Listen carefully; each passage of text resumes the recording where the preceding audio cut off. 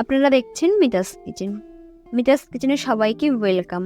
আজকের রেসিপি চানা পনির মশলা। অনুষ্ঠান বাড়ির মতন কিভাবে এই রেসিপিটি বানাবেন তা এই ভিডিওতে দেখতে থাকুন। এখানে আমি কাবলি ছোলা নিয়েছি, আর কাবলি ছোলাটি আমি আগের দিন রাত্রে ভিজিয়ে রেখেছিলাম। তো খুব ভালোভাবে এটি ভিজে গেছে। একটি প্রেসার কুকারে পর্যাপ্ত পরিমাণে জল ও সামান্য নুন দিয়ে এটি 6 থেকে 7টি সিটি দিয়ে নিয়েছি। একটি ননস্টিকের প্যান বসিয়ে নিয়েছি, তাতে তেল দিয়ে নিয়েছি। তেলটা গরম হয়ে গেছে। এবার টুকরো করে কেটে রাখা পনিরগুলি ভেজে নেব। আর পনিরটা 2 থেকে 3 মিনিটের মতন ভেজে নেব, খুব বেশি সময় ধরে পনিরটি ভাজবো না।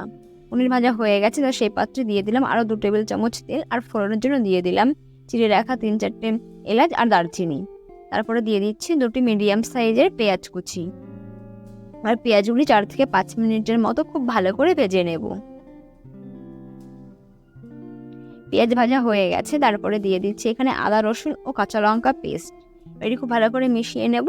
মিশিয়ে নেওয়া হয়ে গেলে তারপরে দিয়ে দিলাম একটি মিডিয়াম সাইজের টমেটো পেস্ট। ও টমেটোটা খুব ভালো করে মেশানো হয়ে গেছে। তারপরে দিয়ে দিচ্ছি গুঁড়ো মশলা।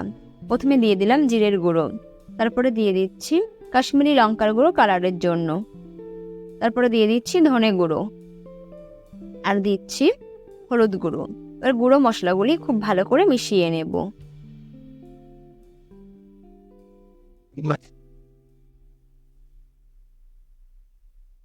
মশলা খুব ভালো মতো মেশানো হয়ে গেছে। তারপরে দিয়ে দিলাম এখানে কাজু আর পোস্ত পেস্ট।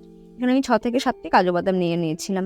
তারপরে টেস্ট অনুযায়ী নুন দিয়ে দিলাম, আর দিয়ে দিলাম সামান্য পরিমাণে চিনি। এবার এই উপকরণগুলি খুব ভালো করে মিশিয়ে নেব। মশলা খুব ভালো মতন কষানো হয়ে গেছে, তেল ছেড়ে এসছে। এবার সেদ্ধ করে রাখা কাবলি ছোলাগুলি দিয়ে দিলাম। এবার কাবলি ছোলাগুলি মশলার সঙ্গে খুব ভালো করে মিশিয়ে নিতে হবে। মিশিয়ে নেওয়া হয়ে গেলে এতে দিয়ে দিচ্ছি গরম মশলা গুঁড়ো। গরম মশলাটাও খুব ভালো করে মিশিয়ে নিয়েছি। তারপরে এটি 2 থেকে 3 মিনিটের জন্য ঢেকে দেব। 2 থেকে 3 মিনিট পরে আমি ঢাকনাটা খুলে নিয়েছি। এবার ভেজে রাখা পনিরগুলি দিয়ে দিচ্ছি। এবার পনিরটাও খুব ভালো করে মিশিয়ে নিতে হবে। পনিরটা খুব ভালো মতন মেশানো হয়ে গেছে।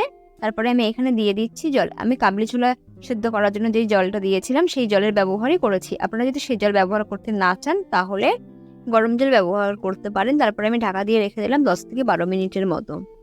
10 থেকে 12 মিনিট পরে ঢাকনাটি খুলে নিচ্ছি।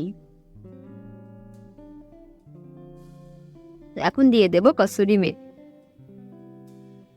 তো কসুরি মেথিটা দেওয়ার পরে ভালো করে মিশিয়ে নিলে কিন্তু তৈরি হয়ে যাবে চানা পনির মশলা।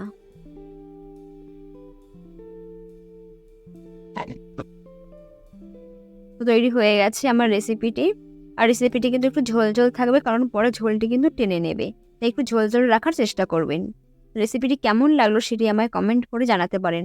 আর অবশ্যই বাড়িতে ট্রাই করে দেখবেন। এটি লুচি, রুটি, পরোটার সঙ্গে কিন্তু ভীষণ খেতে ভালো লাগবে।